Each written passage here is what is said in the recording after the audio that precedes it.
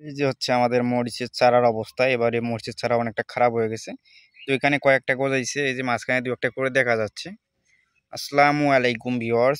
আজকে আমরা যে বিষয়টা দেখবো আর কি, তো সেটা হচ্ছে যে আমাদের মরিচের চারাগুলো এমন পাতলা হয়ে গেল কেন, মাঝে মাঝে গজাইছে আবার মাঝে মাঝে গজাই নাই কেন। তো সেটাই আজকে আমি আপনাদের জানাবো। তো বিস্তারিত জানার জন্য ভিডিওটি শেষ পর্যন্ত দেখবেন, এবং যারা নতুন ভিউয়ার্স আছেন তারা অবশ্যই আমাদের চ্যানেলটি সাবস্ক্রাইব করে রাখবেন প্লিজ।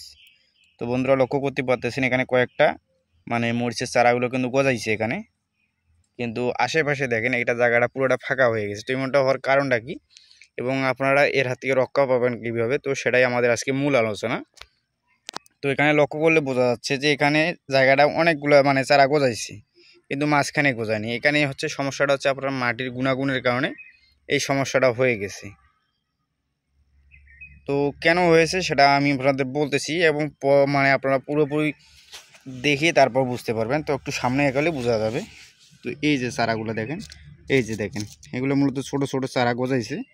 তো এখানে সমস্যাটা হয়েছে কি, মাটিটার যে রসটা আছে, এটা মাটিটার পর্যাপ্ত রসের ঘাটতি, এবং পাশাপাশি মাটিতে খাদ্যের প্রচুর পরিমাণ খাদ্যের ঘাটতি। তো আপনারা এখনও লক্ষ্য করলে বুঝতে পারবেন। এই যে দেখেন, এই চারাটা অনেকটা বড় হয়ে গেছে, কিন্তু এই যে এখনও একটা চারা এখনও গজাচ্ছে। এই যে এই ছোটো ছোটো চারা, এই যে ছোটো ছোটো চারা। এখানে হচ্ছে কি, আপনার মাটির কোনো জায়গায় রস বেশি, আবার কোনো জায়গায় রস নেই। তো এরকমটা হওয়ার কারণে আর কি এই সমস্যাটা হয়েছে। আপনারা এখানে লক্ষ্য করেন, এই যে দেখেন এখানে মাটির একদম মাটির নিচে এই বীজগুলো তলিয়ে গেছিলো। তো মাটির নিচে রস পাওয়ার কারণে এই বীজগুলো কিন্তু গজিয়েছে। তো গজানোর কারণে এই যে দেখেন, এই কোনো কোনো জায়গায় বীজ আছে, আবার কোনো কোনো জায়গায় বীজ নাই। তো ধীরে ধীরে গজাচ্ছে আর কি। তো এই হচ্ছে অবস্থা। তো আপনারা যারা মরিচের বীজ ছিটাবেন বা বুনবেন, তারা অবশ্যই পর্যাপ্ত রসের ব্যবস্থা করবেন, যাতে সব জায়গায় সমান রস থাকে, এবং আপনার গাছগুলো তাড়াতাড়ি সুস্থ সবল গাছ পেতে পারেন আপনারা। তো বন্ধুরা, আজকে পর্যন্তই। সবাই ভালো থাকবেন। ভিডিওটি ভালো লাগলে অবশ্যই আমাদের চ্যানেলটি সাবস্ক্রাইব করে রাখবেন প্লিজ।